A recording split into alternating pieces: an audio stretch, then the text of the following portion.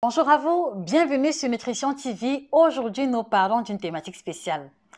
Elle renvoie à une phrase que j'ai souvent entendue, je cite « Josie, je ne mange pas beaucoup, mais je grossis. Qu'est-ce qui se passe ?» Vous l'aurez compris, c'est la thématique que nous allons creuser en profondeur aujourd'hui.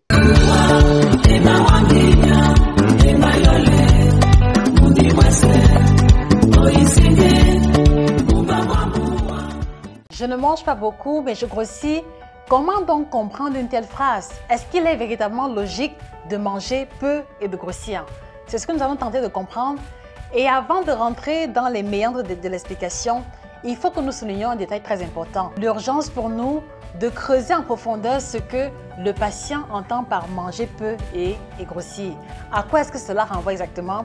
Comment comprendre donc cette logique de manger peu et de grossir? Téléspectateurs fidèles, de ma modeste expérience, de mes 8 années d'exercice, il m'a été permis de constater une chose chaque fois que cette préoccupation a fait surface. Il m'a été permis de constater que très souvent, beaucoup de patients assimilent la prise de poids à la question de la quantité, ce qui n'est pas faux, précisons-le. Mais au-delà de la question de la quantité, il y a aussi un élément fondamental très important qui intervient et qui participe aussi de la prise de poids. Un élément qui échappe à beaucoup de personnes. De quoi s'agit-il? Il s'agit de la densité énergétique de chacun des aliments que nous consommons. Comment est-ce qu'il faut comprendre cela? Il faut simplement comprendre que chaque aliment que nous ingérons, chaque aliment, quelle que soit sa nature ou sa forme, possède à l'entame une valeur énergétique. Donc, une capacité à produire de l'énergie suivant une valeur qui lui sera propre. Alors, à quel niveau intervient donc la problématique de la densité énergétique quand un patient se plaint de prendre du poids alors qu'il mange peu? Il faut simplement comprendre ici que les aliments à densité énergétique, même lorsqu'ils sont consommés en petite quantité, ont la capacité de surgir ou de créer le surpoids. Et c'est justement cela qui échappe à beaucoup de personnes parce que pour beaucoup, comme je l'ai dit plus haut, la prise de poids rime avec quantité. Mais malheureusement, ce n'est pas le cas. La prise de poids rime aussi avec la densité énergétique de ce que vous mangez.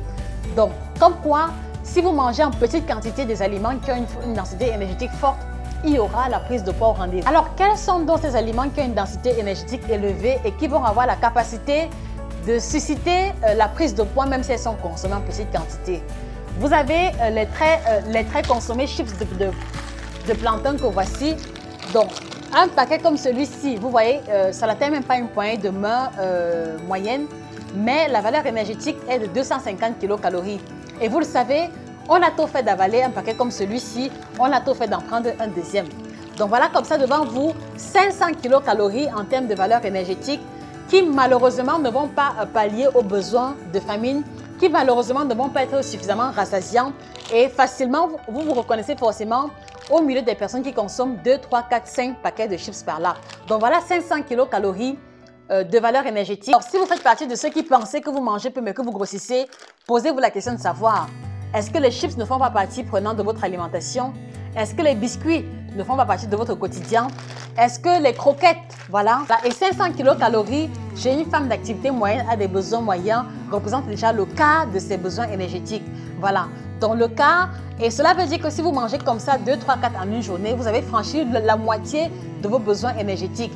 Et sachant que vous devez encore en plus prendre 3 repas au quotidien, c'est comme ça que vous accumulez des calories supplémentaires et voilà que se produit la prise de poids sans que vous n'ayez mangé beaucoup. Ce sera également le cas pour les croquettes, ce sera également le cas pour les biscuits, ce sera également le cas pour le chocolat, pour les glaces, qui font aussi partie des aliments qui ont une densité énergétique très élevée et qui ne vont pas immédiatement combler le besoin de satiété.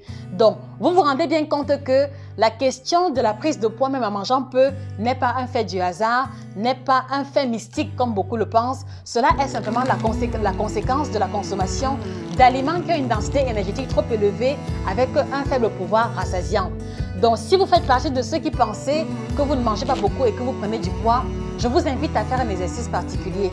Je vous invite à passer en revue les différents aliments que vous consommez habituellement. Est-ce qu'il ne s'agit pas de frites? Est-ce qu'il ne s'agit pas de pâtisserie? Est-ce qu'il ne s'agit pas de chips? Est-ce qu'il ne s'agit pas de croquettes? Est-ce qu'il ne s'agit pas de bonbons, de chocolat? Est-ce qu'il ne s'agit pas de ces petites choses que vous ramassez, que vous cumulez de façon immédiate ou alors de façon séquencée et qui comme ça vont vous donner l'illusion de manger très peu, qui comme ça vont vous donner l'impression que vous mangez peu alors qu'en fait, ce sont de véritables bombes calorifiques. Voilà la première explication. Et l'autre explication complémentaire, c'est que vous devez comprendre que quand nous parlons de densité énergétique, nous l'avons dit à l'entame, les aliments ont tous une valeur énergétique. D'accord? Et par catégorie alimentaire, par classe alimentaire, on va avoir une valeur calorifique bien précise. Un exemple, 1 gramme de glucides, c'est-à-dire 1 gramme de pâtes, 1 gramme de pain, 1 gramme de compléments, de façon générale, apporte 4 kilocalories. Voilà. 1 gramme de protéines, c'est-à-dire 1 gramme d'œuf, 1 gramme de viande maigre, 1 gramme de poisson apporte également 4 kilocalories. Mais par contre, 1 gramme d'huile, 1 gramme de beurre, 1 gramme de margarine apportera un peu plus que 4 kilocalories, donc en moyenne 9 kilocalories pour 1 gramme de matière grasse. Voilà, donc vous comprenez pourquoi est-ce que les chips, tout ce qui est aliments frits, tout ce qui est pâtisserie à base de beurre ou de matière grasse vont être remis en cause comme aliments qui ont une valeur énergétique trop élevée. Et donc, facilement, avec ces aliments-là, le risque de prendre du poids sera plus élevé. On continue. 1 gramme d'alcool, c'est-à-dire 1 gramme de bière, 1 gramme de whisky, 1 gramme de vin rouge de façon générale apporte en moyenne 7 kilocalories. Donc du coup, si vous faites partie de ceux qui ne mangez pas beaucoup, entre guillemets, mais que vous prenez beaucoup d'alcool, vous comprenez maintenant pourquoi est-ce que vous êtes en surpoids, parce que la valeur énergétique de l'alcool est bien plus élevée que celle de la nourriture en général.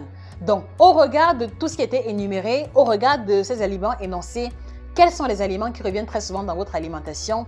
Et à partir de là, en apportant une réponse concrète, vous pourrez mieux comprendre pourquoi est-ce que, même en mangeant très peu, vous vous êtes retrouvé en surpoids.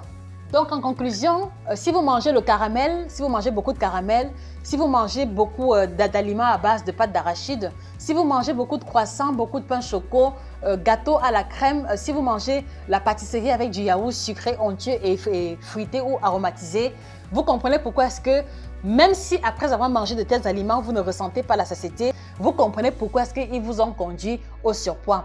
Parce que justement, la densité énergétique est plus élevée, d'accord, même s'il n'y a pas la satiété qui est censée accompagner. Voilà. Donc, une fois de plus encore, nous vous invitons à passer en revue vos différents aliments. Qu'est-ce que vous mangez habituellement? Et c'est là que vous pourrez comprendre pourquoi est-ce que vous avez mangé peu et vous êtes retrouvé en surpoids. Conclusion, voilà donc livré, chers téléspectateurs, l'explication concrète au fait que beaucoup de personnes disent manger peu, mais se retrouvent en surpoids. Passez une excellente journée, que le bien-être vous accompagne et à très prochainement pour une autre chronique nutritionnelle tout aussi intéressante. Excellente journée, au revoir.